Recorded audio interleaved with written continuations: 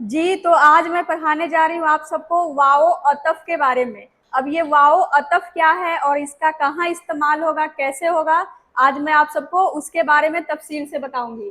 तो चलिए पहले मैं लिख देती हूँ वाओ अतफ। तो पहले उर्दू में लिखिए वाओ अतफ। अतफ में देखिए कि एन, तोए और फे लगेगा, ठीक। वाओ अतफ। अब वाओ अतफ देखिए क्या है, उसका कैसा चिन्ह कैसा है। जो वाओ आप सब लिखते हैं ना, वाओ व की आवाज के लिए उसी को लगाया जाएगा, ठीक। अब इस साइड में मैं इसको हिंदी में लिख देती हूँ, वाओ अतफ।